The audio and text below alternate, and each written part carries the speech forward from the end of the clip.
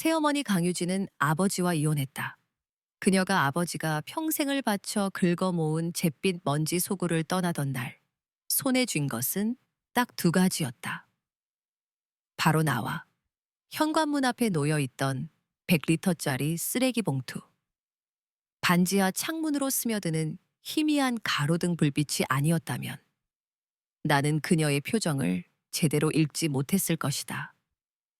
조각상처럼 차갑고 모든 감정이 거세된 듯한 얼굴.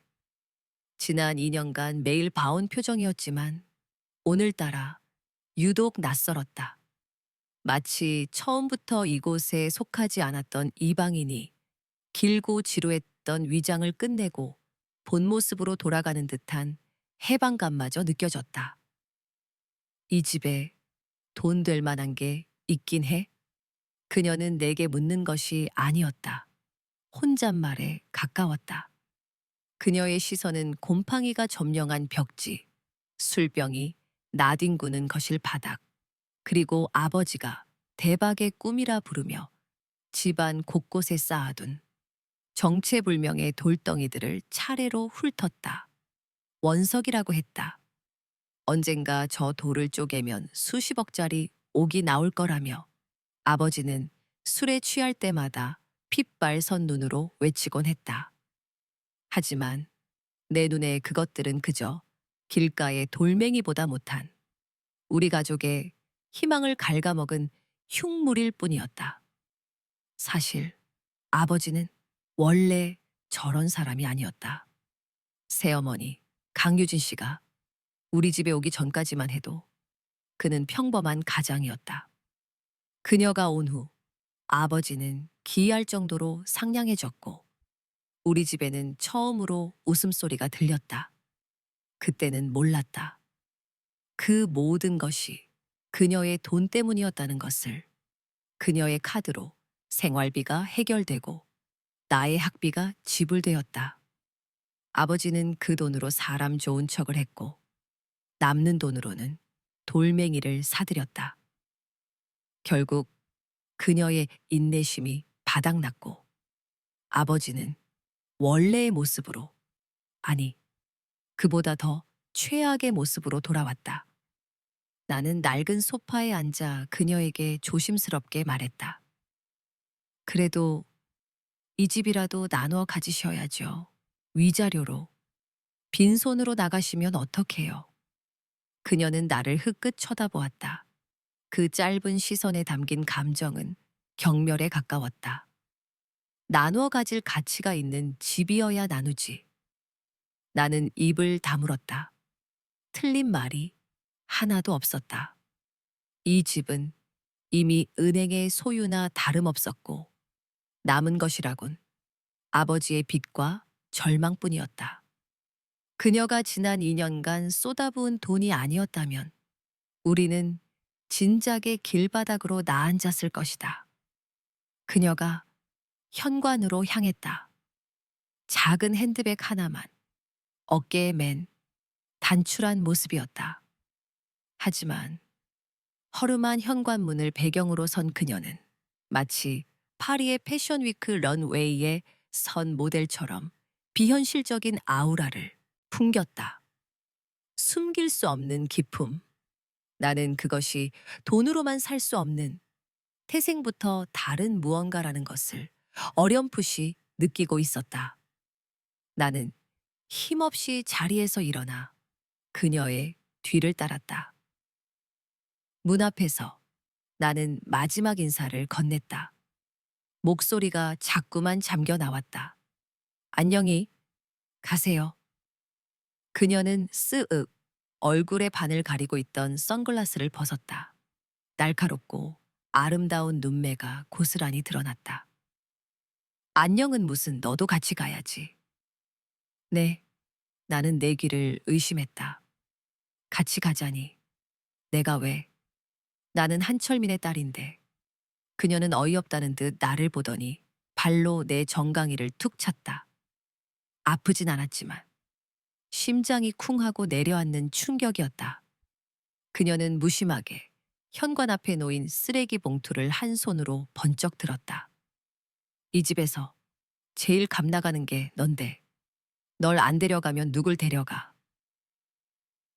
짐은 필요 없어. 다 버려. 잔말 말고 따라와. 그 순간 잿빛 세상에 한 줄기 빛이 내리쬐는 것 같았다. 심장이 미친 듯이 뛰기 시작했다. 나는 혹시라도 그녀가 마음을 바꿀까봐 재빨리 그녀의 팔에 내 팔을 끼웠다.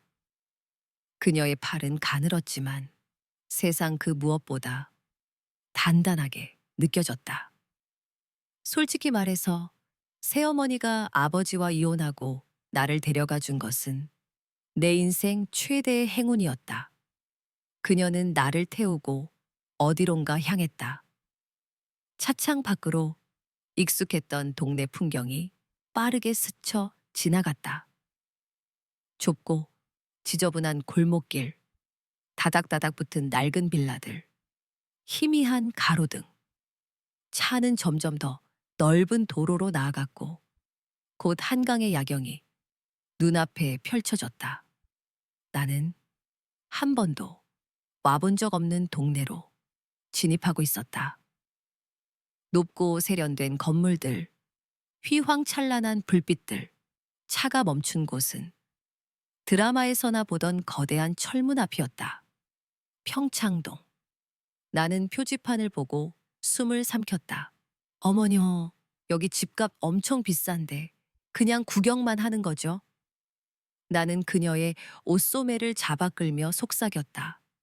그녀는 내 말에 코웃음을 쳤다. 내 집이야. 네, 어머니 집이요? 이 저택이 그녀의 집이라고? 내가 그 충격에서 벗어나기도 전에 그녀는 더 엄청난 말을 덧붙였다. 아니, 이 저택뿐만 아니라 이 동네 전체가 우리 집안 소유야. 차가 철문 안으로 들어서자 동화 속에서나 나올 법한 풍경이 눈앞에 펼쳐졌다. 잘 가꿔진 정원 분수대, 그리고 저 멀리 보이는 궁전 같은 본체.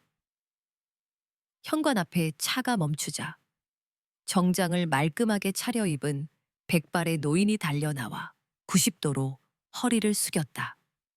아가씨, 돌아오셨습니까? 그의 외침과 동시에 저택 안에서 수십 명의 사람들이 쏟아져 나와 양옆으로 도열했다. 검은 정장을 입은 경호원들, 하얀 유니폼을 입은 사용인들. 그들은 마치 군대처럼 일사불란하게 움직였다. 그리고 이내 모두가 한 목소리로 외쳤다. 아가씨의 귀환을 환영합니다. 아가씨의 귀환을 환영합니다. 아가씨? 누구? 나는 어리둥절해서 주위를 두리번거렸다. 그때 저택 안에서 지팡이를 짚은 한 노인이 천천히 걸어 나왔다. 그는 나오면서부터 나에게서 단 한순간도 눈을 떼지 않았다. 매섭지만 어딘지 모르게 익숙한 눈빛. 나는 심장이 철렁 내려앉는 것을 느꼈다. 기억났다. TV 경제 뉴스 채널에서 지겹도록 봤던 얼굴. 대한민국을 움직이는 거대 기업. 율림그룹의 강태환 회장. 그는 내 앞에 서서 차갑게 흠하고 헛기침을 했다. 이리 오너라. 그때 옆에 서 있던 새어머니. 아니, 강유진 씨가 내 등을 세게 떠밀었다. 부르시잖아. 빨리 가봐. 나는 떨리는 다리를 겨우 움직여 그의 앞으로 다가갔다. 뭐라고 불러야 할지 몰라 입술만 달싹였다. 회장님, 선생님? 머릿속이 하얘졌다. 한참을 망설인 끝에 나도 모르게 한 단어가 튀어나왔다. 외할아버지. 그 순간 얼음장 같던 그의 얼굴에 거대한 균열이 생겼다. 곧이어 그는 박장대소를 터뜨렸다. 하하, 아하. 그래, 내 딸이 눈썰미는 있구나. 나는 이렇게 당돌한 아이가 좋더라. 착한 내 강아지. 몇 번만 더 불러보거라. 이 할아비가 우리 강아지한테 비행기라도 한 대 사주마. 잠깐만. 외할아버지? 강태환 회장이 내 외할아버지라고? 그럼 강유진 씨는 그의 딸이고 나는 나는 그의 유일한 외손녀가 되는 건가? 나는 눈을 번쩍 떴다. 그리고 내 평생의 영위력을 모두 끌어모아 가장 애처롭고 사랑스러운 목소리로 외쳤다. 할아버지, 왜 할아버지? 마치 만화 영화 속 주인공이 된 것처럼 나는 목청껏 그를 불렀다. 그의 입은 귀에 걸릴 듯 찢어졌다. 그는 내 어깨를 감싸 안고 저택 안으로 이끌었다. 그래, 그래, 우리 강아지. 할아비가 당장 큰 비행기 사줄게. 나는 그저 하시는 말씀인 줄 알았다. 하지만 다음 날 아침, 내 눈앞에는 정말로 거대한 헬리콥터 한 대가 저택의 잔디밭에 내려앉아 있었다. 헬리콥터. 그것도 눈이 시리도록 화사한 핑크색으로 도장된 세상에서 가장 비현실적인 핑크색 헬리콥터가 나는 그 자리에 못 박힌 듯 서서 눈을 뗄 수가 없었다. 내 인생은 어젯밤을 기점으로 완전히 다른 장르의 이야기가 되어버렸다. 어둡고 축축한 독립영화에서 화려하고 비현실적인 판타지 드라마로.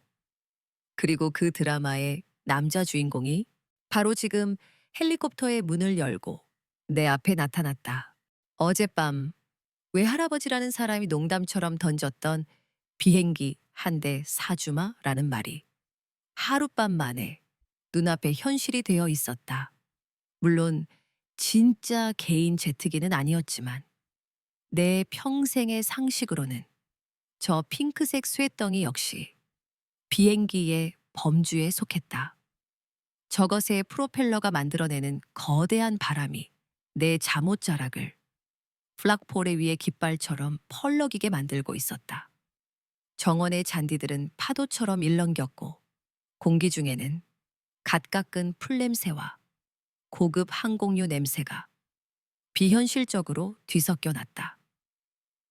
내가 살던 반지하 방의 곰팡이 냄새와는 차원이 다른 그야말로 자본주의의 향기였다. 나는 멍하니 서서 그 광경을 바라보았다. 어젯밤 이 저택에 발을 들인 후 나는 마치 거대한 연극 무대에 잘못 던져진 엑스트라가 된 기분이었다. 모든 것이 너무 크고 너무 반짝이고 너무 비현실적이었다. 어젯밤 내가 잠들었던 방은 우리 옛날 집 전체를 합친 것보다 컸다. 침대는 구름처럼 푹신했고 이불은 실크처럼 부드러웠다. 잠결에 뒤척이다가 내 몸에 닿는 감촉이 너무나 생경해서 쏘스라치게 놀라 잠에서 깨기를 수십 번 반복했다. 아가씨, 이쪽으로 오시지요.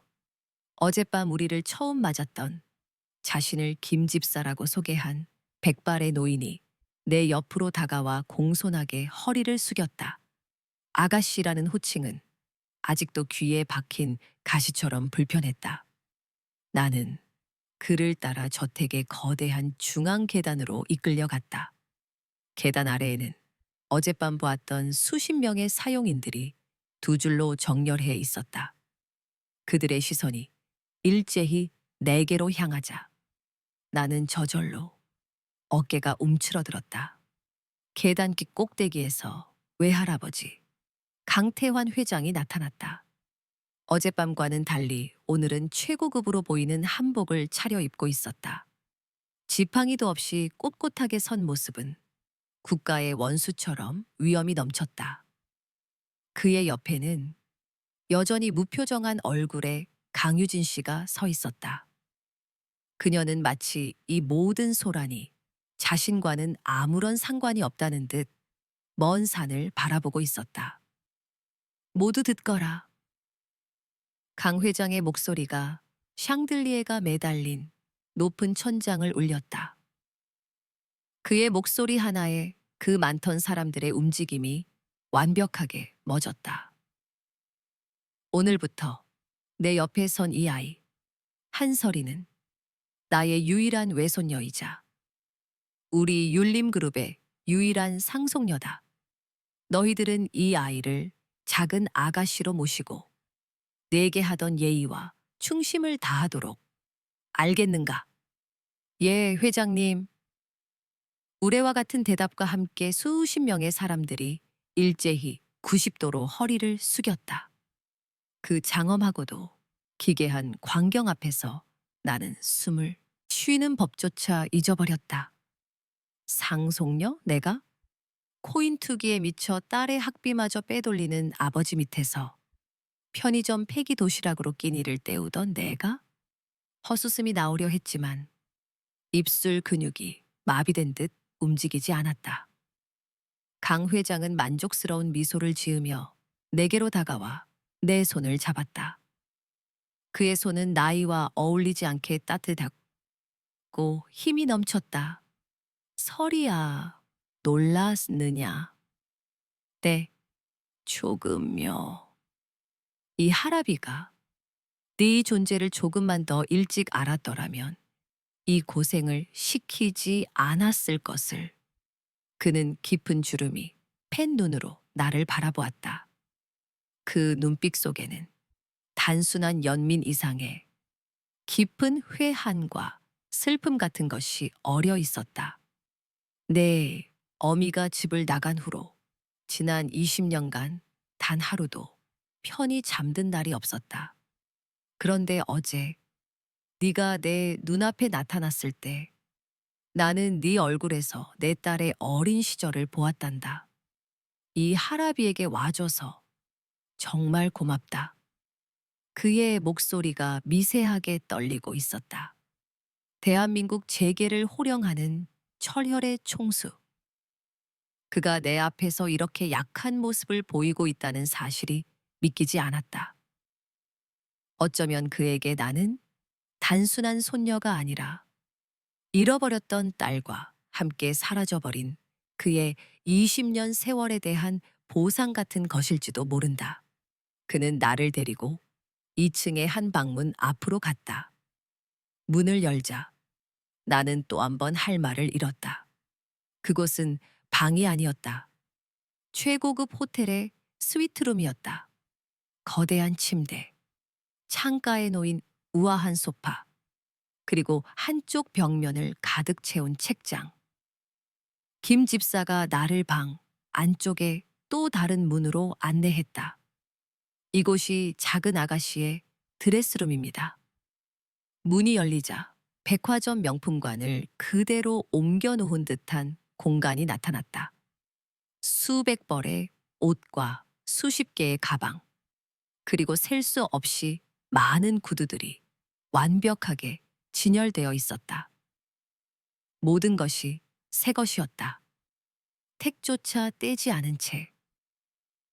어젯밤 회장님께서 직접 지시하여 서울 시내 모든 백화점의 VVIP 매니저들을 통해 아가씨의 연령대에 맞는 의상들로 전부 준비하게 두었습니다. 나는 홀린 듯 안으로 들어갔다. 손끝으로 부드러운 캐시미어 스웨터를 쓸어보았다. 가격표를 보니 명이 너무 많아 한 번에 숫자를 읽을 수조차 없었다. 내가 1년 내내 아르바이트를 해도 만져볼 수 없는 돈이었다. 거울 앞에 섰다. 낡고 색바랜 티셔츠와 무릎 나온 추리닝 바지를 입은 내 모습이 이 화려한 공간과 기괴한 부조화를 이루고 있었다. 나는 거울 속의 내가 아니었다. 이곳에 있는 한설이는 내가 모르는 다른 사람이었다. 마음에 드느냐? 어느새 다가온 강 회장이 흐뭇한 얼굴로 물었다. 저는 이런 거 필요 없는데. 필요하고 말고. 이제 너는 율림의 사람이다. 그에 걸맞은 대우를 받아야지. 앞으로 갖고 싶은 것이 있거든. 무엇이든 이 할아비에게 말하거라. 하늘의 별이라도 따다 줄 터이니. 그는 내 어깨를 두어 번 두드리고는 방을 나갔다. 쿵. 무거운 문이 닫히는 소리와 함께 방 안에는 완벽한 정적만이 남았다. 나는 드레스룸 바닥에 주저앉았다. 심장이 너무 빨리 뛰어 어지러웠다. 이 모든 것이 거대한 몰래 카메라는 아닐까? 아니면 내가 어젯밤 아버지의 술주정을 피해 도망치다 교통사고라도 당해서 지금 죽기 직전의 꿈을 꾸고 있는 것은 아닐까? 그때 방문이 다시 조용히 열리고 강유진 씨가 들어왔다. 그녀는 내 앞에 오렌지 주스가 담긴 유리잔을 내려놓았다. 일어나. 바닥은 차가워. 그녀의 목소리는 여전히 기계처럼 감정이 없었다. 하지만 나는 왠지 모를 안도감을 느꼈다. 이 비현실적인 세상 속에서 유일하게 내가 알던 현실의 사람이었다. 어머니는 괜찮으세요? 내가 물었다. 어머니라는 호칭이 자연스럽게 나왔다. 내가 뭐가? 아니, 아버님을 다시 만났잖아요. 20년 만에. 그녀는 창가로 걸어가 밖을 내다보았다. 그녀의 옆모습은 여전히 아름다웠지만 어딘지 모르게 쓸쓸해 보였다.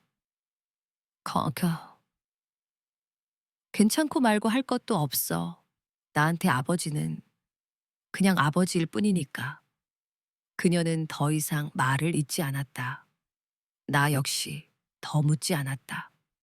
그녀가 왜 이 모든 것을 버리고 아버지 같은 남자와 결혼했는지, 왜 나를 데리고 이곳으로 돌아왔는지, 수많은 질문이 목구멍까지 차올랐지만 차마 입 밖으로 꺼낼 수 없었다. 그녀에게는 그녀만의 깊고 어두운 사정이 있을 터였다. 나는 그녀가 가져다 준 오렌지 주스를 한 모금 마셨다. 갓 짜낸 신선한 과즙이 입안에 퍼졌다. 내가 평생 마셔온 물을 잔뜩 탄 밍밍한 주스와는 차원이 다른 맛이었다. 나는 이 맛에, 이 집에, 이 새로운 삶에 과연 익숙해질 수 있을까? 피곤할 테니 좀 쉬어. 저녁 식사 때 부를게. 강유진 씨는 그 말만 남기고 방을 나갔다. 나는 다시 혼자가 되었다. 나는 침대로 걸어가 천천히 몸을 눕혔다. 어젯밤에는 미처 느끼지 못했던 피로가 한꺼번에 몰려왔다. 눈을 감았다. 지난 18년간의 삶이 주마등처럼 스쳐 지나갔다. 아버지의 폭언, 지독한 가난, 끝이 보이지 않던 절망. 그리고 그 모든 것의 끝에서 나를 건져 올린 차가운 얼굴의 새어머니. 어쩌면 이것은 꿈이 아닐지도 모른다. 어쩌면 이것이 나에게 주어진 두 번째 기회일지도 모른다. 그렇게 생각하며 깊은 잠에 빠져들었다. 얼마나 잤을까? 나를 깨운 것은 창밖에서 들려오는 거대한 굉음이었다. 어젯밤 나를 이곳으로 데려왔고 오늘 아침 내 눈앞에 나타났던 바로 그 소리. 나는 침대에서 벌떡 일어나 창가로 달려갔다. 핑크색 헬리콥터가 다시 정원 잔디밭에 내려앉고 있었다. 그리고 그 문이 열리며 한 남자가 내렸다. 어제와는 다른 사람이었다. 헬리콥터의 바람에 머리카락을 흩날리며 내리는 그의 모습은 마치 영화의 한 장면 같았다. 비현실적으로 긴 다리, 넓은 어깨, 조각 같은 얼굴. 나는 숨을 멈췄다. 그리고 그 순간 방문이 열리며 강유진 씨가 들어와 내 옆에 섰다. 그녀는 창밖의 남자를 보며 무심하게 말했다. 내려가 보자. 내 오빠가 왔네. 내려가 보자. 내 오빠가 왔네. 오빠. 그 한 단어가 내 머릿속에서 수류탄처럼 터졌다. 히히의 상기. 모든 소리가 한순간에 멎고 오직 내 심장이 발밑으로 곤두박질 치는 소리만 윙윙거리며 울렸다. 오빠라고? 누구의 오빠? 설마 강유진 씨의 아들? 나는 얼어붙은 채 고개를 돌려 그녀를 바라봤다. 그녀는 여전히 창밖을 보며 미동도 하지 않았다. 그 무심한 옆모습이 오늘따라 잔인하게 느껴졌다. 이틀 전 잿빛 반지하 방을 떠나며 그녀가 내게 했던 말이 귓가에 이명처럼 맴돌았다. 이 집에서 제일 값나가는 게 넌데 널 안 데려가면 누굴 데려가. 너한테는 나 하나뿐인 딸이야. 그 약속. 그것은 내 지난 18년 인생의 잿더미 속에서 발견한 유일한 다이아몬드였다. 아버지가 아닌 나 자신을 선택해준 유일한 어른. 피 한 방울 섞이지 않았지만 나를 같이 있다고 말해준 사람. 나는 그 말 하나에 모든 것을 걸고 이 비현실적인 세상에 발을 들였다. 그런데 이제 와서 아들이 있다고? 나보다 더 나이가 많은 저렇게 번듯하고 완벽해 보이는 아들이? 그럼 나는 뭐지?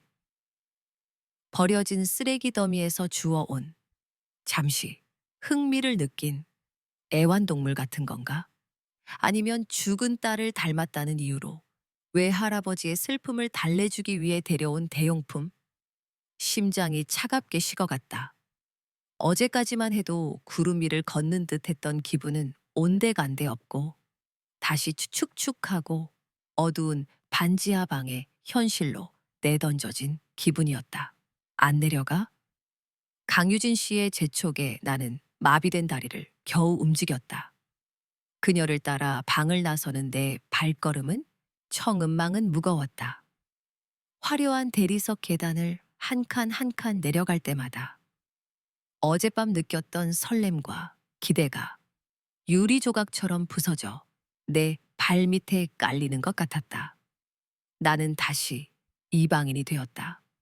아니, 처음부터 나는 이방인이었다. 잠시 내가 이곳의 주인이 될 수 있을지도 모른다고 착각했을 뿐. 1층 로비에 다다랐을 때 헬리콥터에서 내린 그 남자가 저택 안으로 들어서고 있었다. 가까이서 본 그는 더욱 비현실적이었다. 훤칠한 키, 모델처럼 완벽한 비율, 그리고 부드러운 갈색 머리칼 아래 자리 잡은 웃는 듯 마는 듯 미묘한 곡선을 그리는 입꼬리.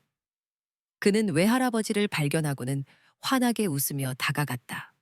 할아버지, 잘 지내셨어요? 오, 우리 강아지 왔구나. 태준이, 이놈! 외할아버지는 어젯밤 나를 대할 때와는 또 다른 깊은 애정이 담긴 얼굴로 그의 등을 두드렸다. 태준, 그게 저 남자의 이름이구나. 나는 기둥 뒤에 숨고 싶은 심정으로 그저 고개를 숙인 채 서 있었다. 유진 이모도 잘 지냈지? 그는 강유진 씨에게도 다정하게 인사를 건넸다. 이모. 그 호칭에 나는 잠시 고개를 갸웃했지만 엄마 친구도 이모라고 부르니까 라며 스스로를 납득시켰다.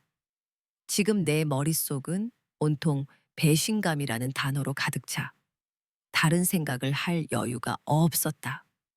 그래, 너는. 강유진 씨는 여전히 짧고 건조하게 답했다. 하지만 그 남자는 전혀 개의치 않는 듯 했다. 그의 시선이 드디어 내게로 향했다. 따뜻하고 호기심 어린 눈빛이었다. 하지만 나는 그 눈을 마주할 수 없었다. 내 안에 무언가가 그를 거부하고 있었다. 이 아이가 설이구나. 얘기 많이 들었어. 그가 내게 손을 내밀었다. 크고 길고 하얀 손이었다. 아버지의 거칠고 투박한 손과는 모든 것이 다른, 한 번도 고생 따위는 해본 적 없을 것 같은 손.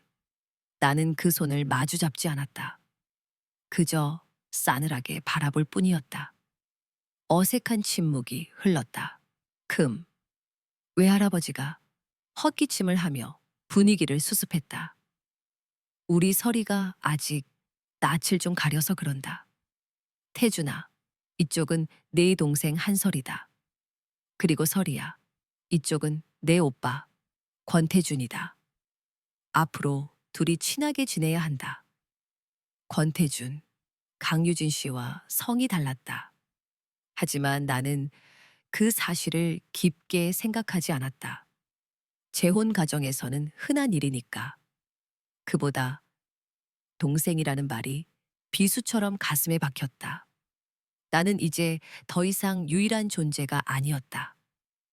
나는 그저 동생이라는 이름으로 그의 세상에 편입된 이물질일 뿐이었다. 만나서 반가워, 설이야. 나는 권태준이야. 그냥 오빠라고 편하게 불러. 그는 어색하게 손을 거두며 멋쩍게 웃었다. 그 웃음이 역겨웠다. 모든 것을 가졌기에 나올 수 있는 저 여유. 나는 입술을 짓씹으며 간신히 대답했다. 네. 그날 저녁 식사는 지옥 같았다. 수십 개의 은식기가 번쩍이는 거대한 식탁에 나와 외할아버지, 강유진 씨, 그리고 권태준, 네 사람이 마주 앉았다. 최고급 코스 요리가 차례로 나왔지만 나는 모래를 씹는 기분이었다. 우리 태준이는 요즘 하는 사업은 잘 돼가고 내 할아버지 얼마 전에 큰 투자건 하나 성사시켰어요. 다음 분기에는 신제품 출시도 앞두고 있고요. 그래, 그래. 장하다 내 강아지. 역시 내 피는 못 속인다니까. 외할아버지는 권태준을 보며 연신 흐뭇한 미소를 지었다. 그리고는 나를 향해 말했다. 설이야, 내 오빠가 얼마나 대단한지 아느냐. 25밖에 안 된 나이에 국내에서 제일 잘 나가는 IT 스타트업 대표란다. 우리 설이도 앞으로 오빠한테 많이 배우도록 해라. 나는 포크로 접시 바닥을 긁는 소리를 내며 기계적으로 대답했다. 네. 설이는 학교는 어디 다녀? 좋아하는 과목은 뭐야? 권태준이 나에게 말을 걸었다. 나는 그와 눈을 마주치지 않고 스테이크 조각만 노려보며 말했다. 곧 다닐 거예요. 좋아하는 과목은 없어요. 아, 그래? 그럼 혹시 취미 같은 건 있어? 영화 보는 거 좋아해? 아니면 음악 듣는 거? 그는 어떻게든 나와의 거리를 좁히려 애쓰는 것 같았다.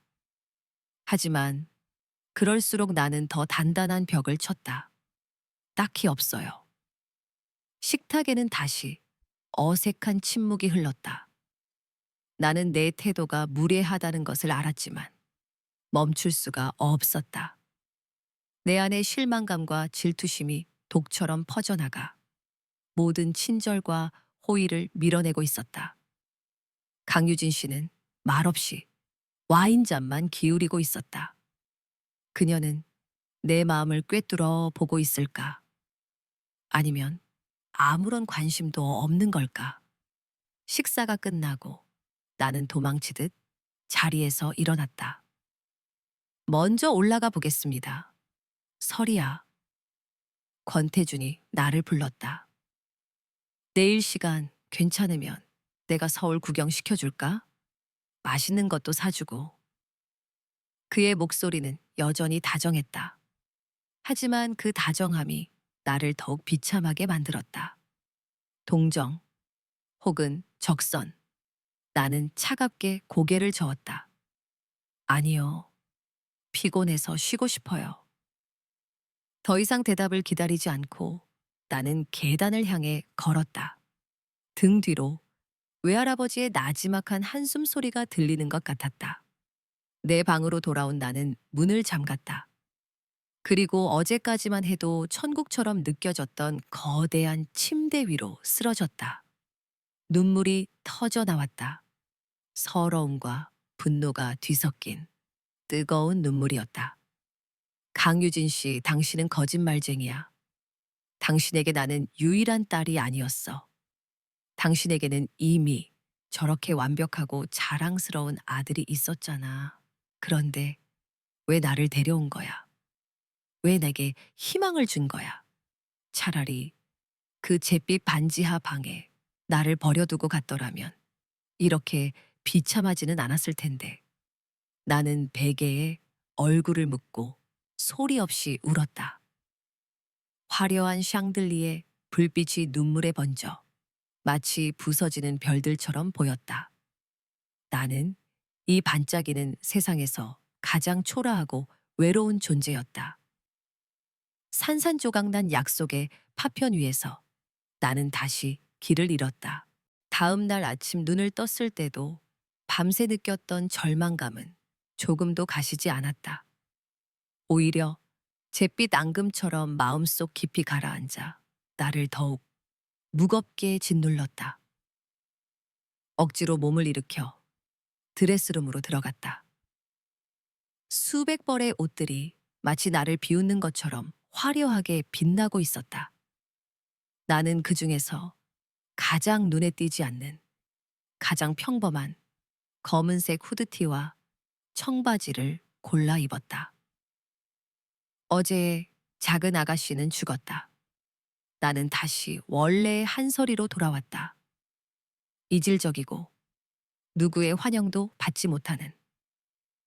아침 식사를 하러 내려갔을 때 식탁에는 이미 모두가 앉아 있었다. 내가 나타나자 대화가 순간 멎었다. 나는 누구와도 눈을 마주치지 않고 자리에 앉아 내 앞에 놓인 토스트만 묵묵히 씹었다. 설이야, 잠은 잘 잤니? 외할아버지의 물음에 나는 고개만 까딱였다. 권태주는 나를 힐끔거리며 무언가 말을 걸고 싶어 하는 눈치였지만 어젯밤 나의 가시돋친 태도 때문인지 쉽사리 입을 열지 못했다. 강유진 씨는 여느 때처럼 커피잔을 든 채 창밖을 바라보고 있었다. 이 숨 막히는 침묵의 식탁에서 나만 빼고 모두가 한 가족처럼 보였다. 오늘 태준이가 너를 위해 하루를 비워뒀단다. 어제 타봤던 그 헬리콥터 기억나지? 그걸 타고 서울 하늘을 한 바퀴 돌아보는 건 어떻겠느냐. 남산타워 꼭대기보다 더 높은 곳에서 서울을 내려다보는 기분은 아주 각별할 게다. 외할아버지의 제안은 분명 나를 위한 것이었지만 지금의 내게는 조금도 기쁘게 들리지 않았다.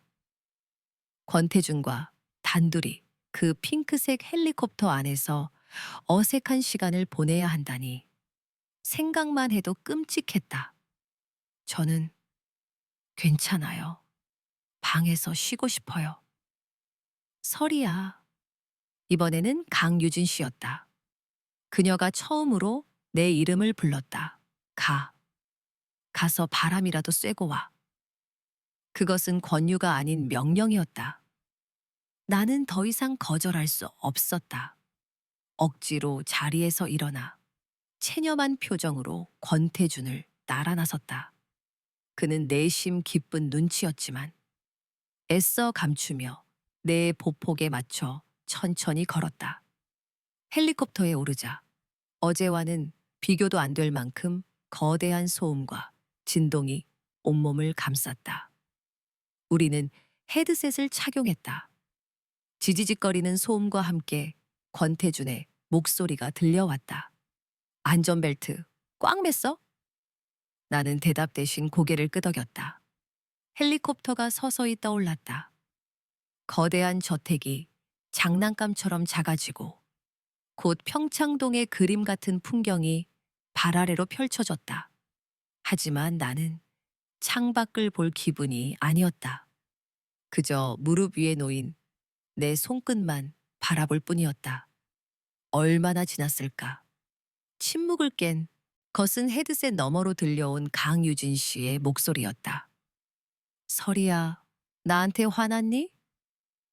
나는 깜짝 놀라 고개를 들었다.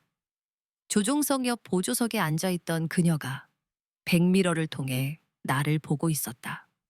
그녀도 같이 탔던 것이다. 나는 왜 아까 미처 보지 못했을까? 나는 대답하지 않았다. 화났냐고? 당연히 화가 났다. 실망했고 배신감을 느꼈다. 하지만 그 말을 입 밖으로 꺼내는 순간 내가 정말로 버려질 것만 같아서 두려웠다. 삐친 얼굴을 하고 있으니 영락없는 애구나. 그녀의 목소리에는 희미한 웃음기가 섞여 있었다. 나는 그 말에 울컥 설움이 북받쳐 올랐다. 제가 애처럼 보여요? 그럼 애 맞잖아. 아니에요. 저 다 컸어요. 다 큰 애가 그렇게 티나게 질투를 하나? 질투. 전곡을 찔렸다. 나는 얼굴이 화끈거리는 것을 느끼며 소리쳤다. 질투 아니에요. 그냥, 그냥 어머니가 거짓말한 게 싫은 거예요. 저한테는 딸이 저 하나뿐이라고 하셨잖아요. 그런데 왜 아들이 있다는 말은 안 하셨어요? 내 외침에 권태준이 당황한 듯 뒤를 돌아봤다. 그의 얼굴에도 놀란 기색이 역력했다. 그 순간 강유진 씨가 갑자기 소리쳤다. 헤드셋이 찢어질 듯한 내가 한 번도 들어본 적 없는 높은 톤의 목소리였다. 권태준, 너 또 동생한테 쓸데없는 소리 했지? 아니, 이모. 무슨 소리야? 난 아무 말도 안 했어. 권태준은 억울하다는 듯 손사래를 쳤다. 그의 눈은 진심으로 당황하고 있었다. 네? 이번에는 내가 되물을 차례였다. 이모, 강유진 씨가 고개를 돌려 나를 똑바로 바라봤다. 그녀의 눈빛은 그 어느 때보다 진지하겠다. 그래, 네 말이 맞아. 나한테 딸은 너 하나뿐이야. 쟨 내 아들이 아니야. 네? 쟨 우리 언니 아들이야. 그러니까 너한테는 사촌 오빠지. 그냥 오빠라고 불러도 되고. 사촌. 오빠? 나는 멍하니 권태준을 바라봤다. 그제야 모든 퍼즐 조각이 맞춰졌다. 이모라는 호칭, 강유진 씨와 다른 권 씨 성, 외할아버지가 그를 대하는 태도가 남달랐던 이유, 모든 것이 선명해졌다. 그럼 진짜 아들이 아니라고요? 나는 더듬거리며 물었다. 내 목소리는 바보처럼 떨리고 있었다. 그럼 내가 너 하나 키우는 것도 벅찬데 저런 덩치를 어떻게 또 키워? 강유진 씨가 피식 웃으며 말했다. 그 가벼운 농담 한마디에 내 마음을 짓누르고 있던 거대한 돌덩이가 산산조각 나며 사라졌다. 나는 나도 모르게 중얼거렸다. 나는 진짜 아들인 줄 알고. 강유진 씨가 내 머리를 가볍게 쓰다듬었다. 그녀의 손길은 여전히 서툴고 어색했지만 세상에서 가장 따뜻하게 느껴졌다. 바보. 그 한마디에 나는 그만 웃음을 터뜨리고 말았다. 안도감과 민망함이 뒤섞인 웃음이었다. 눈가에 맺혔던 눈물이 웃음과 함께 흘러내렸다. 권태주는 영문을 모르겠다는 표정으로 나와 강유진 씨를 번갈아 쳐다볼 뿐이었다. 나는 헬리콥터 좌석에 깊숙이 등을 기댔다. 거짓말처럼 마음이 가벼워졌다. 창밖으로 눈을 돌렸다. 한강이 은빛으로 반짝이고 623 빌딩이 햇살을 받아 황금처럼 빛나고 있었다. 서울의 모든 풍경이 한눈에 들어왔다. 어제까지만 해도 잿빛으로 보이던 도시가 오늘은 눈이 시리도록 아름다웠다. 나는 조용히 헤드셋 너머로 들려오는 강유진 씨와 권태준의 대화에 귀를 기울였다. 이모, 도대체 무슨 일이었던 거야? 서리가 왜 저렇게 울어? 네가 잘생겨서. 뭐? 그게 무슨... 됐고, 운전이나 똑바로 해. 나는 푸흣 하고 다시 웃음을 터뜨렸다. 권태주는 여전히 어리둥절한 표정이었지만 나를 보며 멋쩍게 따라 웃었다. 그의 미소는 생각보다 훨씬 따뜻했다. 나는 처음으로 그의 얼굴을 제대로 마주 보았다. 그리고 깨달았다. 지난 이틀간 나를 짓눌렀던 감정이 단순한 질투가 아니었을지도 모른다는 것을. 푸른 하늘과 하얀 문개구름 사이를 가르며 핑크색 헬리콥터는 유유히 날고 있었다. 나는 이제 더 이상 외롭지 않았다. 내 곁에는 차갑지만 누구보다 나를 생각해주는 어머니가 있었고, 그리고 조금은 어색하지만 꽤 괜찮은 사촌 오빠가 생겼다. 나는 조용히 눈을 감고 새로운 인생의 시작을 온몸으로 느꼈다. 진짜 재벌집 막내딸이 아닌 율림그룹 외손녀로서의 첫날이 그렇게 시작되고 있었다. 사람은 적응의 동물이라 했던가. 헬리콥터 소동 이후 재벌가 외손녀라는 새로운 역할에 나 자신도 놀랄 만큼 빠르게 익숙해져 갔다. 돈이 많으면 사람이 변한다는 말을 옛날에는 혀를 차며 들었지만 직접 겪어보니 그건 변하는 게 아니라 원래의 본성이 본긴 해제되는 것에 가까웠다. 나의 경우 본긴 해제된 본성은 자신감을 넘어 근거 없는 오만함으로 진화하고 있었다. 그 변화의 가장 큰 기폭제는 외할아버지가 내 손에 쥐어준 검은색 카드 한 장이었다. 이건 내 용돈 카드다. 그는 카드에 얼마가 들어있는지 말해주지 않았다. 그저 찻잔을 내려놓으며 나지막이 덧붙였을 뿐이다. 한도는 없으니 사고 싶은 게 있거든 맘껏 사도록 해라. 한도 없는 블랙카드. 드라마에서나 보던 세상 모든 것을 살 수 있을 것만 같은 마법의 아이템. 강유진 씨는 옆에서 네일 케어를 받으며 무심하게 거들었다.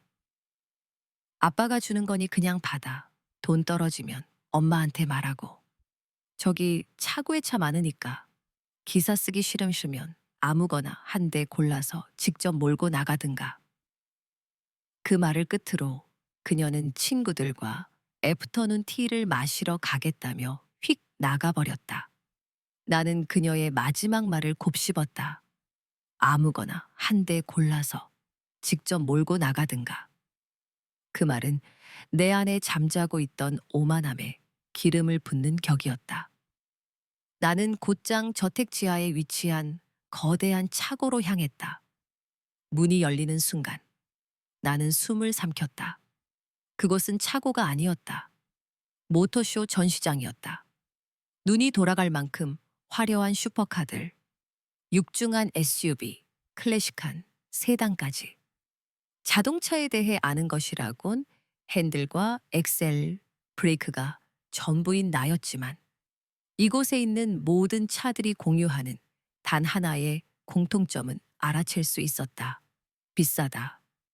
나는 홀린 듯 차들 사이를 걸었다.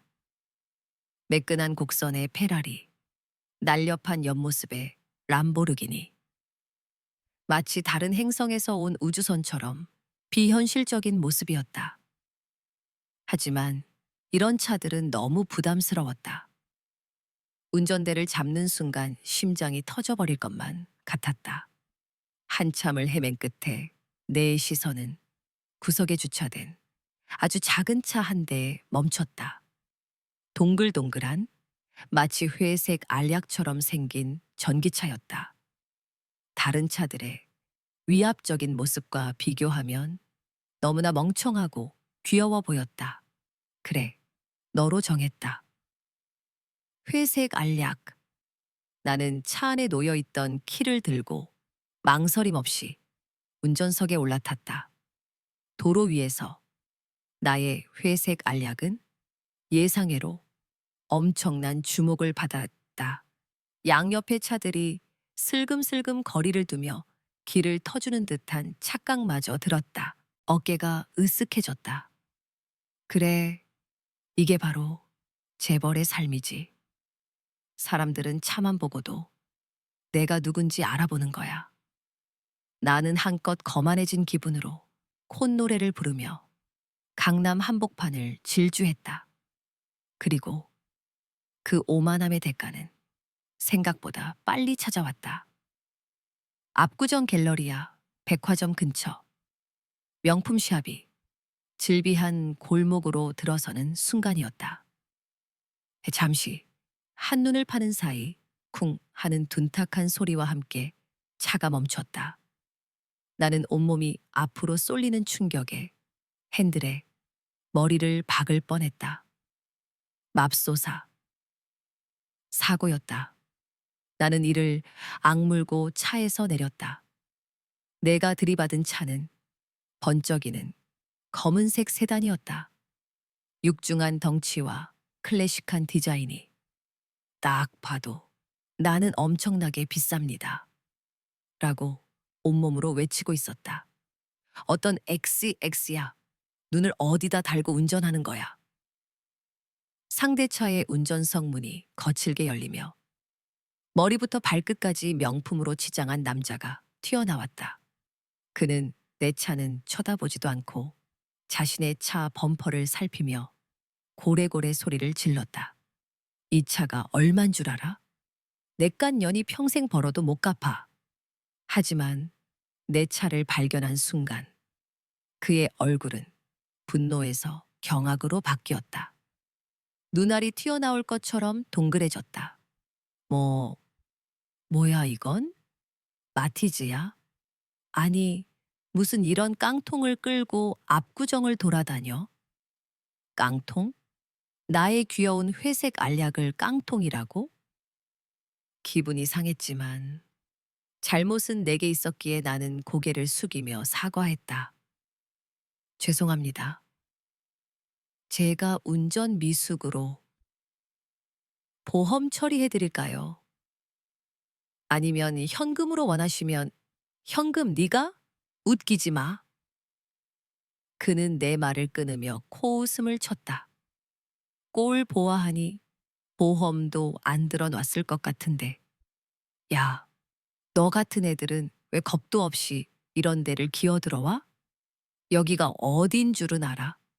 갤러리아 앞이라고. 그는 말을 잇지 못하고 분하다는 듯 발을 동동 굴렀다. 얼굴이 새빨갛게 달아올라 있었다. 나는 그의 어휘력이 딱하다는 생각에 친절하게 다음 말을 거들어 주었다. 멍청하고, 그래 멍청하고, 무식하고, 그래 무식하고, 생각 없고, 그래 생각. 어이? 너 지금 나 놀리냐? 그제야 상황 파악이 된 남자가 펄쩍 뛰었다. 나는 그의 머리부터 발끝까지 훑어보았다. 잘생긴 얼굴, 비싼 옷, 전형적인 돈은 많지만 머리는 나쁜 부류였다. 나는 애써 진지한 표정을 지으며 말했다. 잠시만요. 전화 한 통만 하고요. 뭐? 사람 부르려고? 불러봐. 불러. 내가 강남 바닥에서 꿀릴 것 같아? 그는 잔뜩 경계하며 나를 노려봤다. 나는 속으로 웃음을 삼켰다. 그래, 나는 사람을 부를 거다. 하지만 당신이 생각하는 그런 사람이 아니지. 나에게는 초능력이 있으니까. 바로 돈 쓰는 능력. 나는 가장 먼저 강유진 씨에게 전화를 걸었다. 내가 사고를 냈다고 말하자마자 수화기 너머에서 시끄러운 소음이 들려왔다. 물이 찰랑거리는 소리, 여자들의 웃음소리. 설마 귀부인들의 오후 티타임에 수중 액티비티도 포함되어 있는 건가? 사고? 너 어디야? 다친 데는 없어? 크게 다쳤어? 내 말에 그녀의 목소리가 100데시벨은 올라갔다. 평소의 냉정함은 온데간데 없었다. 저는 괜찮아요. 차가, 차가 좀, 내 차가 부서졌어? 나는 머리를 긁적이며 우물쭈물 말했다. 아니요. 남의 차를 부쉈어요.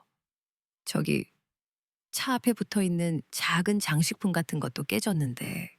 잠깐만. 영상통화 걸어봐. 나는 그녀의 말대로 상대방 차를 구석구석 비추며 영상통화를 걸었다. 잠시 화면을 들여다보던 그녀에게서 두 글자의 메시지가 돌아왔다. 미친. 그리고 곧바로 다음 메시지가 날아왔다. 차고에 있는 차 중에 제일 비싼 걸 골라서 박았구나. 그걸 작은 장식품이라고 부르는 거니. 그거 롤스로이스 환희의 여신상이야. 내 딸아. 롤스로이스? 이렇게 못생기고 과시적인 차가 롤스로이스라고? 나는 다리가 후들거리는 것을 느꼈다. 손가락이 덜덜 떨려 제대로 타자를 칠 수조차 없었다. 엄마, 나를 팔아서 갚으면 안 될까? 강유진 씨는 바쁜지 한참 동안 답이 없었다. 그 사이 머리 나쁜 롤스로이스 차주는 원혼처럼 내 옆에 서서 나를 쏘아보고 있었다. 이대로 땅속으로 꺼져버리고 싶다는 생각이 들 때쯤 강유진 씨에게서 마지막 메시지가 도착했다. 태준이 보냈어. 그리고 그 메시지가 도착하기가 무섭게 저 멀리서부터 엔진 소리가 들려왔다. 굉음과 함께 검은색 오토바이 한 대가 비처럼 도로를 가르며 달려왔다. 헬멧을 쓴 채였지만 나는 직감적으로 알 수 있었다. 그가 오고 있었다. 오토바이는 내 앞에 멈춰 섰다. 운전자는 익숙하게 헬멧을 벗으려 했다. 하지만 어찌된 일인지 헬멧이 머리에 꽉 끼어 벗겨지지 않았다. 낑낑. 얼굴은 보이지 않았지만 그가 지금 얼마나 당황하고 창피해 할지 상상만 해도 내 손발이 다 오그라드는 것 같았다. 몇 초간의 사투 끝에 그는 마침내 헬멧을 벗어 던졌다. 그리고는 아무 일도 없었다는 듯 태연한 표정으로 말했다. 늦어서 미안. 아닙니다, 형님. 그의 말이 차에 끝나기도 전에 롤스로이스 차주가 총알처럼 튀어나가 그의 말을 가로챘다. 전혀 안 늦으셨습니다. 아이고, 더우신데 왜. 여기까지 이쪽으로 오시죠, 형님. 여기 그늘이라 시원합니다. 나는 그 남자의 경이로운 태세 전환에 입을 다물지 못했다. 내가 톡 쏘아 붙였다. 아까 저한테는 그렇게 말씀 안 하셨잖아요. 그는 기다렸다는 듯이 나를 획 째려보며 쏘아 붙였다. 시끄러. 너랑 이 형님이랑 같냐? 우리 형님 좀 봐라. 이 기품, 이 아우라. 딱 봐도 근본이 다르잖아. 옷 입은 것 좀 봐. 너보다 100배는 세련됐지. 타는 것 좀 봐. 네 깡통이랑 비교가 돼? 그는 갑자기 아기 고양이 같은 목소리로 권태준에게 물었다. 형님, 오토바이 한 번만 만져보면 안 될까요? 진짜 살짝만요. 그는 새끼손가락을 들어 보이며 요만큼만이라는 신용을 했다. 권태준이 귀찮다는 듯 손짓했다. 그래, 만져봐. 롤스로이스 차주는 광희의 빛을 내뿜으며 오토바이에 달려들어 변태처럼 더듬기 시작했다. 와, 이 매끈한 유선형 바디, 티타늄 합금 밸브, 미쳤다. 그는 깊게 숨을 들이쉬며 황홀경에 빠졌다. 이것이 바로 자유의 향기, 압구정 갤러리아 백화점 앞, 명품샵 GUCCE 매장 앞에서 두 남자는 때 아닌 바이크 토론을 시작했다. 가와사키 닌자가 최고냐, 야마하 위 맥스가 진리냐를 두고 열띤 논쟁을 벌였다. 나는 그들의 유치한 대화를 깨고 싶지 않았지만 멀리서 다가오는 빨갛고 파란 불빛을 외면할 수는 없었다. 저기요? 뭐야? 롤스로이스 차주가 신경질적으로 돌아봤다. 두 분 대화에 끼어들어서 죄송한데요. 저기, 경찰차가 오는 것 같아서요. 경찰? 잘 됐네. 온 김에 내 차 사고 처리도 해달라고 하지. 뭐, 말은 되는데요. 제가 아직 미성년자거든요. 그 순간 권태준과 롤스로이스 차주의 얼굴이 동시에 새하얗게 질렸다. 그리고 내 이름은 그날 강남경찰서 교통조사계에 선명하게 기록되었다. 한설이, 만 18세, 무면허 운전. 경찰서에서 집으로 돌아오는 길, 권태준의 등 뒤에 매달린 나는 그가 내뱉는 분노의 포효를 온몸으로 받아내야 했다. 헬멧 안으로 파고드는 바람 소리보다 그의 고함 소리가 더 컸다. 한설이, 너 진짜 겁도 없냐? 미성년자가 운전을 해? 죽고 싶어 환장했어? 그의 목소리는 평소의 다정함이라고는 일도 찾아볼 수 없는 날 것 그대로의 분노로 가득 차 있었다. 나는 그의 허리를 꽉 끌어안은 채 바람에 얼굴이 일그러지는 것도 잊고 맞받아 소리쳤다. 나이로는 다 찼거든요. 주민등록증에 생일이 한 달 늦게 올라가서 그런 거란 말이에요. 이건 정말 억울했다. 전부 아버지 때문이었다. 과거에 무슨 불법적인 일을 했는지 주민등록 일제 조사를 피한다며 내 출생신고를 1년 가까이 미뤘다. 그 때문에 나는 서류상 나이가 1살 어리게 되었고 남들보다 1년 늦게 학교에 들어가야 했다. 그러다 초등학교 4학년 때 담임 선생님의 권유로 월반을 하게 되자 아버지는 언제 그랬냐는 듯 나를 영재라고 떠벌리고 다녔다. 심지어 우리 딸 영재 기념이라는 현수막까지 걸고 동네 잔치를 벌여 친척들에게 수백만 원의 축하금을 뜯어내기까지 했다. 물론 그 돈이 어디로 갔는지는 아무도 모른다. 한 달이든 하루든 안 되는 건 안 되는 거야. 운전이 장난인 줄 알아? 권태준의 분노는 사그라들 기미가 보이지 않았다. 그의 등 근육이 딱딱하게 굳어 있는 것이 느껴졌다. 나는 입을 삐죽 내밀고 더 이상 대꾸하지 않았다. 그의 말이 전부 옳았기에 반박할 수가 없었다. 저택에 도착하자마자 나는 거실 소파에 앉혀진 채 강유진 씨와 권태준의 합동신문을 받아야 했다. 강유진 씨가 먼저 포문을 열었다. 그녀는 팔짱을 낀 채 나를 내려다보며 평소보다 세 톤은 높은 목소리로 쏘아붙였다. 내가 오늘 마작 약속만 아니었어도 직접 쫓아가서 네 등짝을 후려치는 건데. 그리고 네 아빠는 제정신이니? 애가 면허 딸 나이도 안 됐는데 운전 연수를 시켜? 나는 눈을 동그랗게 떴다. 마작? 어머니?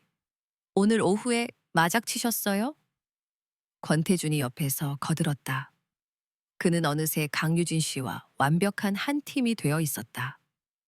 그래, 이모는 마작만 좋아하시는 게 아니야. 술도 좋아하시고 클럽 가는 것도 좋아하시지. 완전 노는 언니 스타일이라고. 듣지 마, 듣지 마. 나는 귀를 막았다. 충격이었다. 내가 알던 새어머니의 이미지는 우아하고 교양 있고 때로는 차가운 도시 여자였다. 그런데 노는 언니라니. 상상조차 해본 적 없는 모습이었다. 어머니가 카드게임 같은 거 하시는 거 한 번도 못 봤는데요. 네가 학교 갔을 때 했으니까 못 봤겠지. 강유진 씨의 태연한 대답에 내 마음속에 고이 간직하고 있던 새어머니에 대한 환상이 와장창 깨져나갔다. 그녀는 내 축 처진 어깨를 보더니 다가와 내 귓불을 잡아당기며 말했다. 앞으로 어딜 가든 기사님 부르거나 아니면 이 오빠 시켜. 알았어? 나는 시든 배추처럼 고개를 푹 숙였다. 바로 그때였다. 현관문이 열리며 우렁찬 목소리가 거실 전체를 울렸다. 오냐, 내 강아지. 외할아버지가 지팡이를 짚고 성큼성큼 걸어 들어왔다. 그런데 걸음걸이가 이상했다. 처음에는 지팡이에 의지해 절뚝이는 듯 하더니 내게 가까워질수록 보폭이 점점 넓어지고 속도가 빨라졌다. 급기야 내 앞에 도착했을 때는 그가 들고 있던 옥으로 장식된 최고급 화리목 지팡이는 이미 그의 등 뒤로 내팽개쳐진 후였다. 아니, 저 비싼 걸 저렇게 막 던져도 되는 건가? 하는 생각이 스치는 순간 그는 내 양어깨를 붙잡고 위아래로 훑어보기 시작했다. 아이고, 내 강아지. 다친 데는 없느냐? 어디 긁히기라도 했어? 그의 눈에는 걱정이 가득했다. 나는 기어들어가는 목소리로 대답했다. 저는 괜찮아요, 할아버지. 근데 제가 남의 차를 망가뜨려서 롤스로이스? 그거 얼마 한다고? 할아비가 다 물어주면 그만이다. 그는 마치 어미달기, 병아리를 감싸듯 나를 자신의 등 뒤로 숨기며 으르렁거렸다. 몇 억 가지고 뭘 그러느냐. 이 할아비는 괜찮다. 보다 못한 강유진 씨가 나섰다. 아빠, 자꾸 애를 그렇게 감싸고 도시니까 버릇만 나빠지잖아요.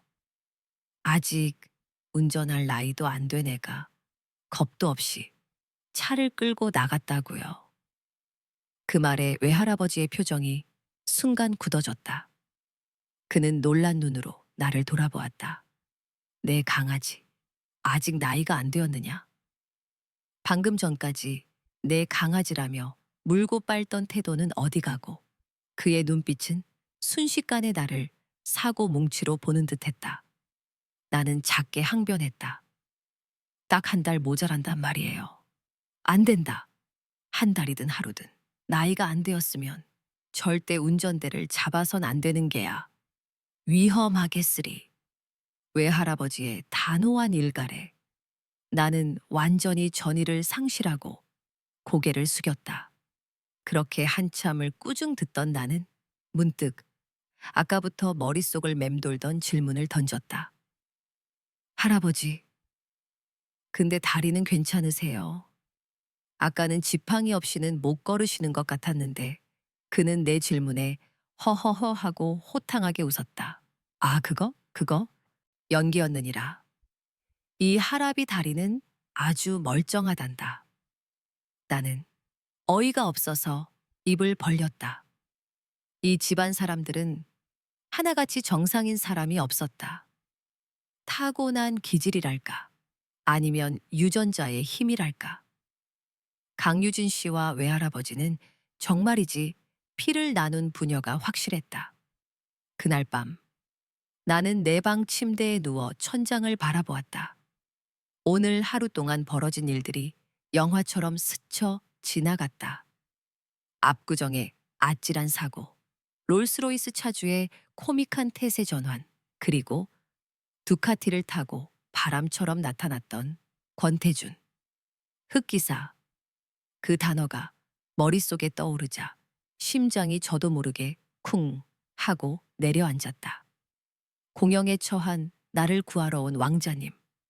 너무나 진부하고 유치한 클리셰였지만 오늘만큼은 그 클리셰가 내 마음을 완벽하게 사로잡았다.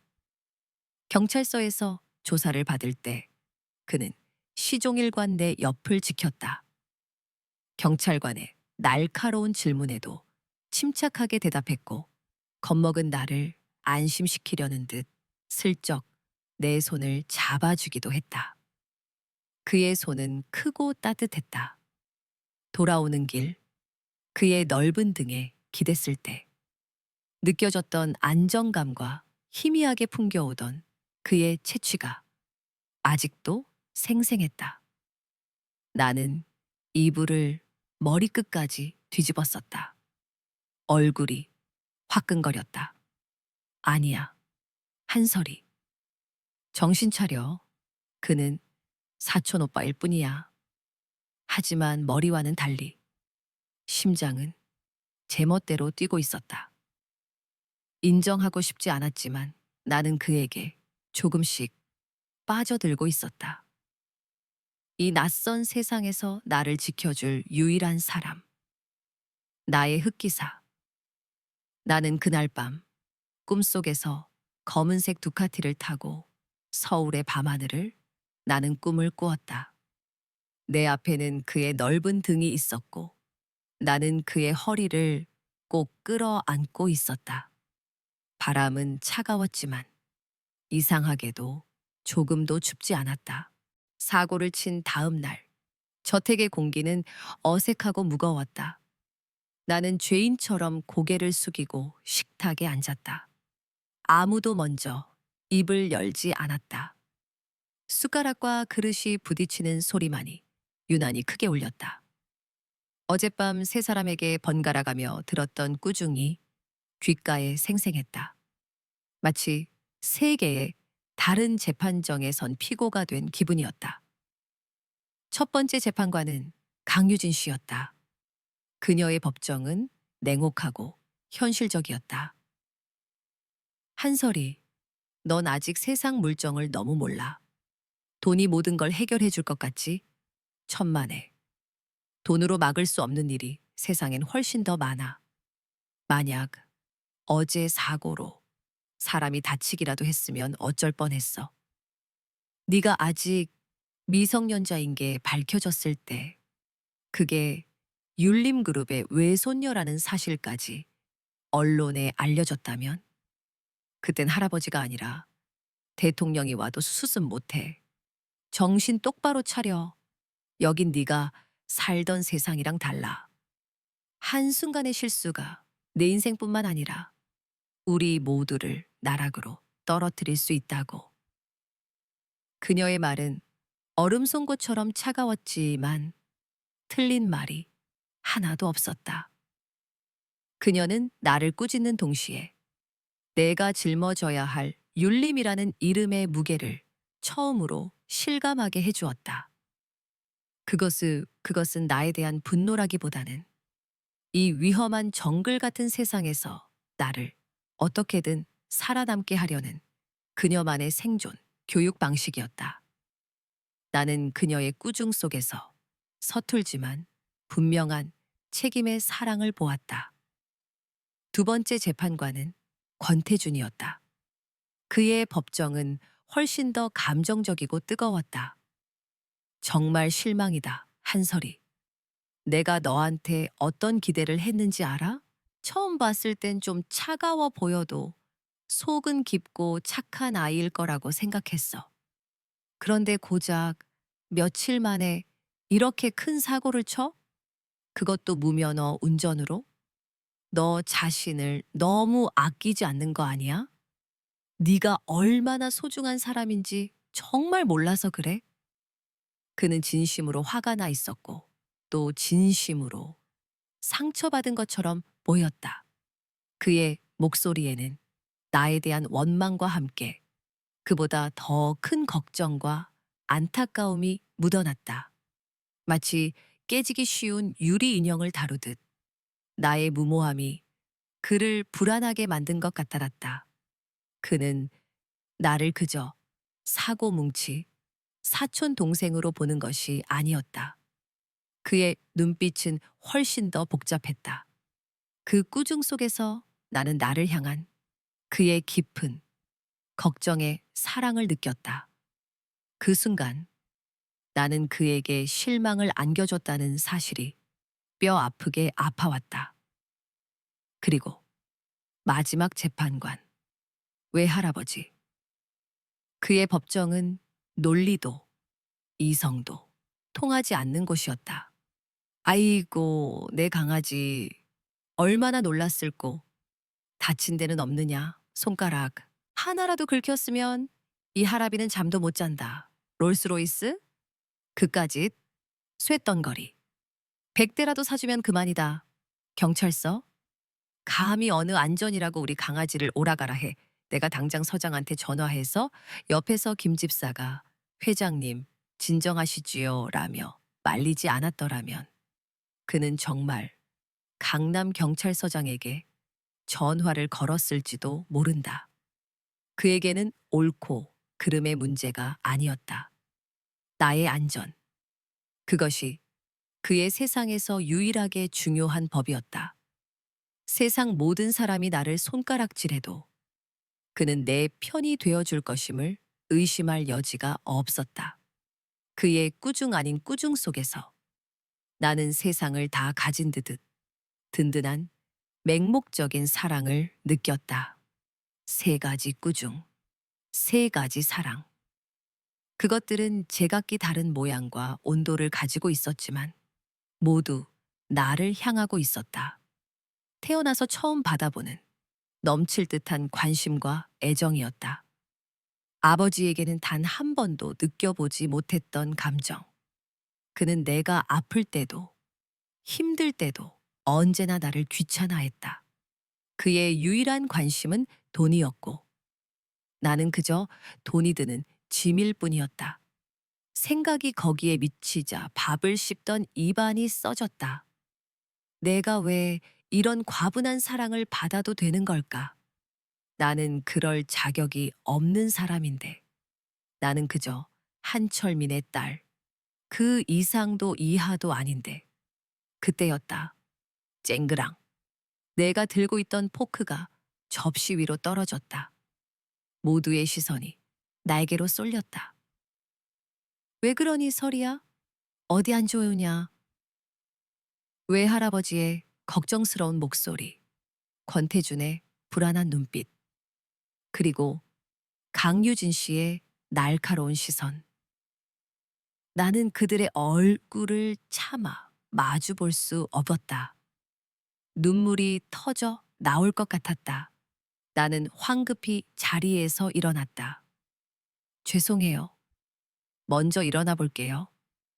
나는 도망치듯 식당을 빠져나왔다. 정원으로 뛰쳐나가 차가운 공기를 들이마셨지만 가슴은 여전히 답답했다. 내가 기댈수록 이들의 사랑이 깊어질수록 나는 점점 더 불안해졌다. 언젠가 나의 진짜 모습, 아버지의 추악한 과거가 모두 드러났을 때 이 모든 것이 신기루처럼 사라져버릴 것만 같았다. 한설이. 뒤에서 들려오는 목소리에 어깨를 떨었다. 권태준이었다. 그는 내 옆으로 다가와 아무 말 없이 섰다. 한참 동안 침묵이 흘렀다. 정원의 스프링클러가 돌아가는 소리만이 정적을 깨고 있었다. 어제 너무 심하게 말해서 미안해. 그가 먼저 입을 열었다. 아니에요. 오빠가 한 말이 다 맞아요. 그냥 너무 걱정돼서 그랬어. 네가 다칠까 봐. 그의 목소리는 어젯밤의 분노는 온데간데 없이 다시 원래의 다정함으로 돌아와 있었다. 나는 고개를 들어 그를 보았다. 아침 햇살을 받은 그의 얼굴은 유난히 빛나 보였다. 많이 놀랐지? 갑자기 모든 게 바뀌어서 적응하기 힘들 거야. 그는 마치 내 마음속을 들여다본 것처럼 말했다. 그 말에 애써 누르고 있던 감정의 둑이 무너져 내렸다. 저는 여기 있으면 안 되는 사람 같아요. 저는 오빠나 어머니, 할아버지가 생각하는 그런 사람이 아니에요. 저는 그냥 아무것도 아닌데, 이렇게 좋은 대접을 받을 자격이 없는데, 눈물이 뺨을 타고 흘러내렸다. 그러자 그가 조심스럽게 손을 뻗어 내 뺨에 눈물을 닦아주었다. 그의 손가락이 닿은 자리가 불에 댄 것처럼 뜨거웠다. 자격 같은 건 없어. 그가 나지막이 말했다. 너는 그냥 너야. 한설이. 그걸로 충분해. 그리고 너는 아무것도 아닌 사람이 아니야. 나한테는 아주 특별한 사람이야. 그의 눈동자가 깊게 흔들리고 있었다. 그 안에는 사촌 동생을 향한 걱정 이상의 어떤 다른 감정이 담겨 있었다. 심장이 미친 듯이 뛰기 시작했다. 나는 숨을 멈췄다. 우리 사이의 거리는 한 뼘도 채 되지 않았다. 그가 조금만 더 다가온다면 바로 그 순간 정원 스피커를 통해 김 집사의 목소리가 울려 퍼졌다. 작은 아가씨, 태준 도련님, 회장님께서 찾으십니다. 우리는 약속이라도 한 듯 화들짝 놀라 서로에게서 떨어졌다. 어색한 기류가 우리 사이를 감쌌다. 권태주는 헛기침을 하며 먼저 등을 돌렸다. 가자. 할아버지가 기다리시겠다. 나는 붉어진 얼굴을 감추려 고개를 숙인 채 그의 뒤를 따랐다. 심장은 여전히 진정되지 않았다. 방금 전 그의 말, 그의 눈빛이 머릿속에서 떠나지 않았다. 나한테는 아주 특별한 사람이야. 어쩌면 나도 이 새로운 세상에서 행복해질 자격이 있는 걸까?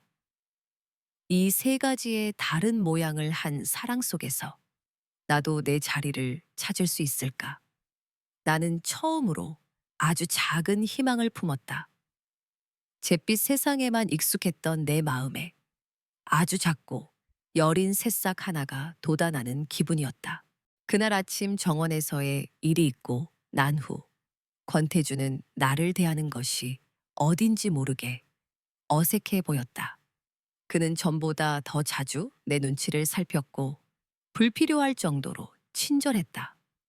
아마도 그 특별한 사람이라는 발언이 그 자신에게도 꽤나 당혹스러웠던 모양이다.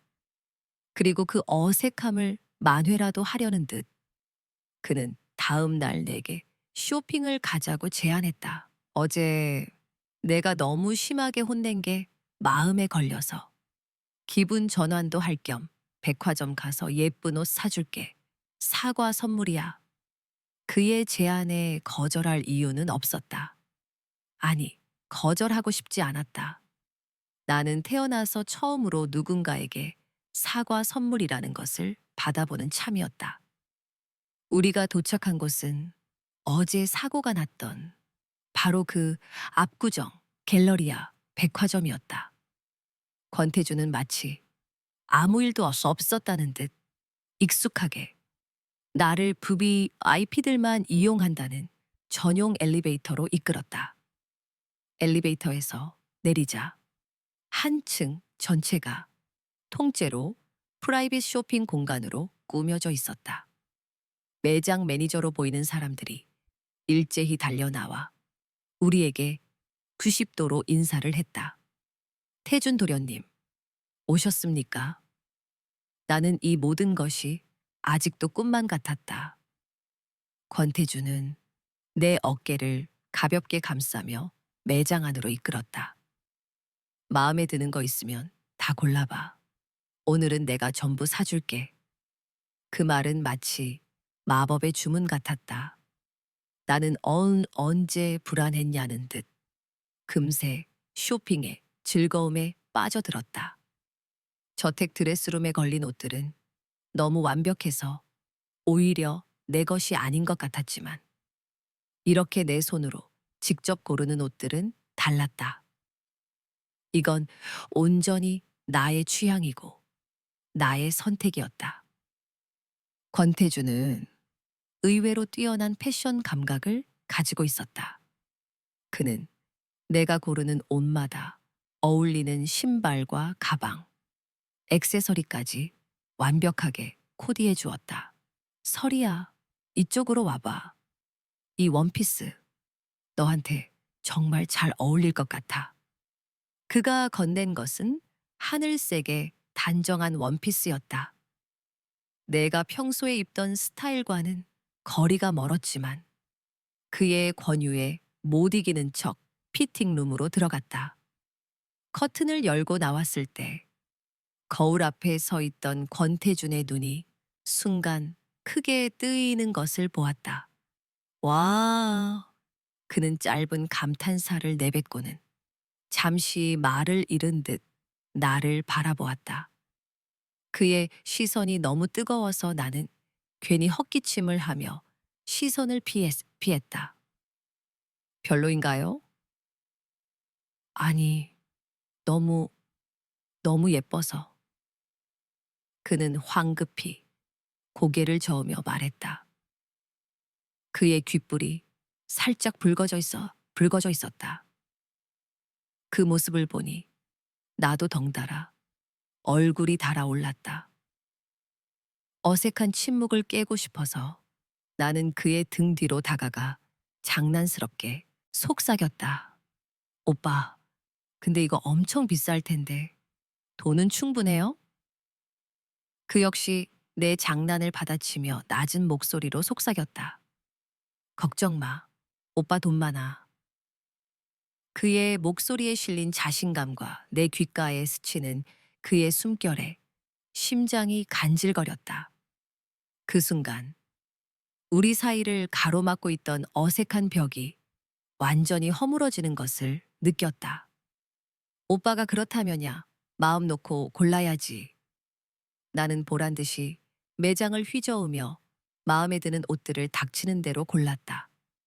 권태주는 시종일관 미소를 지으며 내 뒤를 따랐고 어느새 그의 양손에는 쇼핑백이 가득 들려 있었다. 아버지는 단 한 번도 나와 함께 옷을 사러 가준 적이 없었다. 늘 낡고 물 빠진 옷만 입던 내게 이 순간은 마치 동화 속 공주가 된 것 같은 환상을 심어주었다. 문득 코끝이 찡해졌다. 나는 산더미처럼 쌓인 옷들 뒤에 숨어 그의 팔을 덥석 잡았다. 고마워요, 오빠. 그는 갑작스러운 나의 행동에 당황한 듯 잠시 멈칫했다. 그의 손에 들려있던 쇼핑백들이 와르르 바닥에 쏟아졌다. 그는 어디에 둬야 할지 모르는 손으로 내 머리를 두어 번 부드럽게 쓰다듬어 주었다. 뭘 이런 거 가지고. 우린 가족이잖아. 가족. 그 따뜻하고 낯선 단어에 나는 그의 품에 얼굴을 묻고 싶은 충동을 간신히 참았다.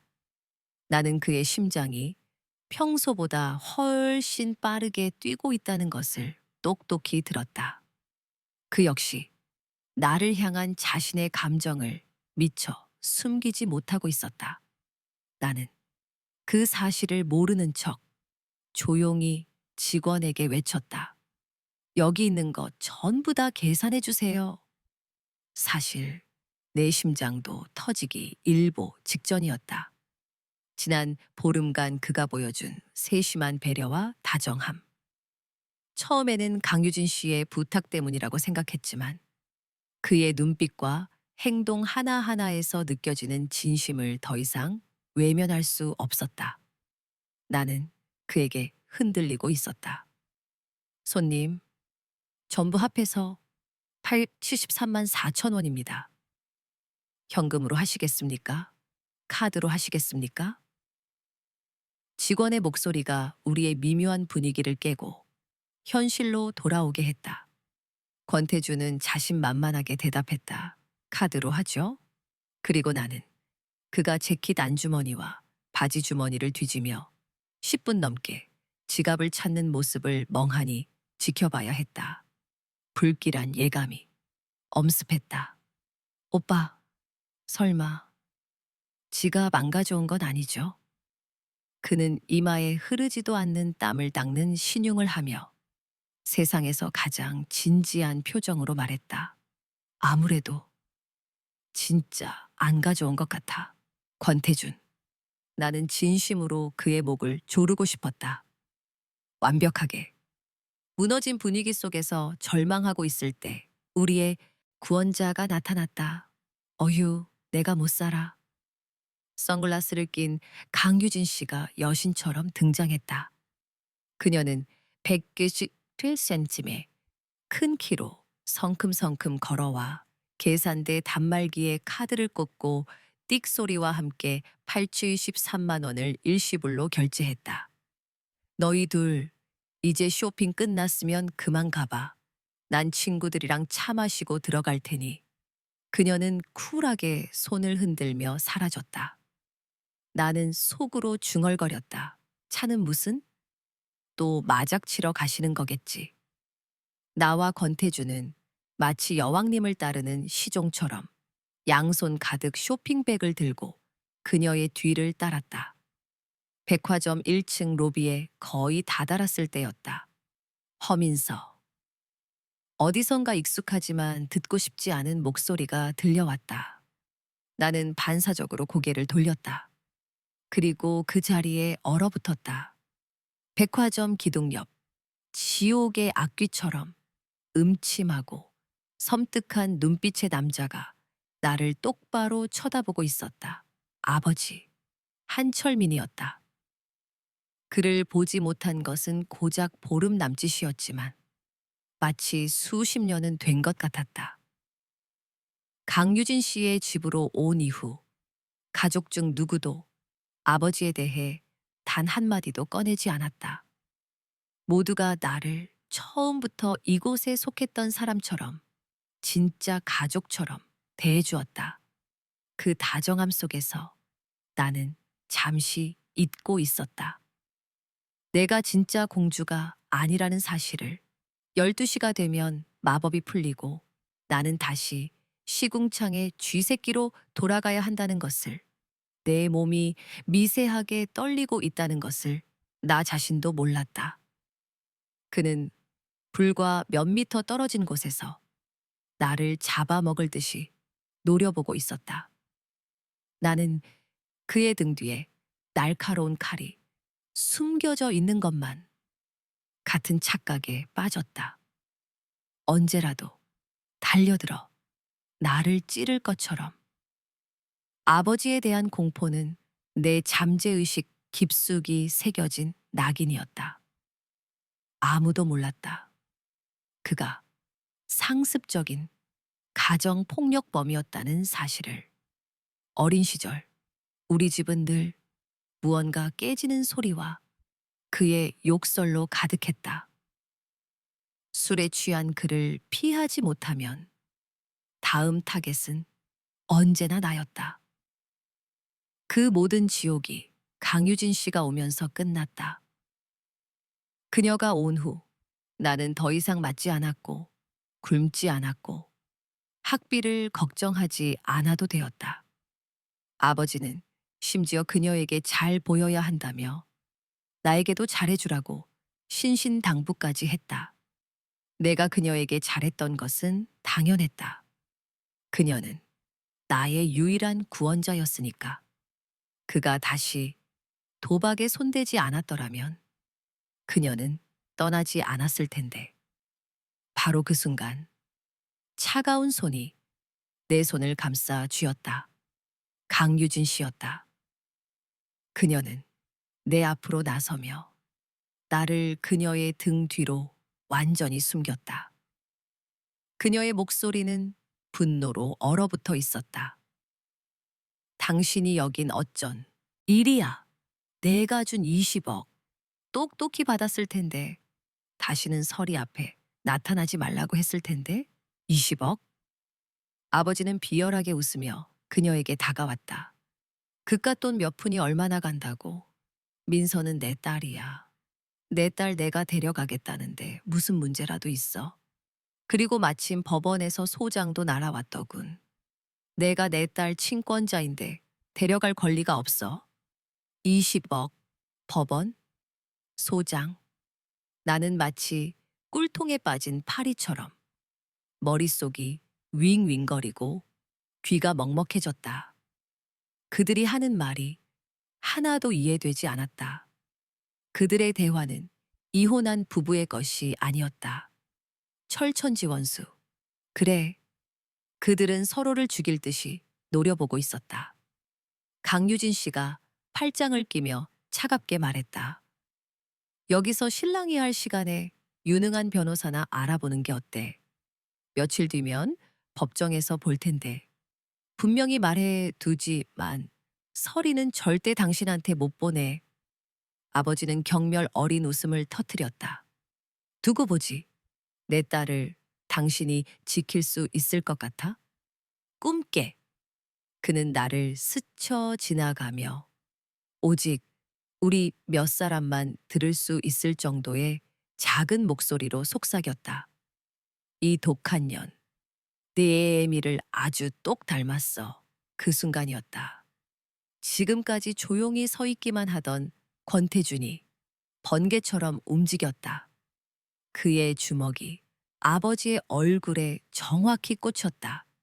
퍽 하는 둔탁한 소리와 함께 화려했던 백화점 로비는 순식간에 아수라장으로 변했다. 나의 짧았던 동화는 그렇게 가장 끔찍한 악몽과 함께 막을 내리고 있었다.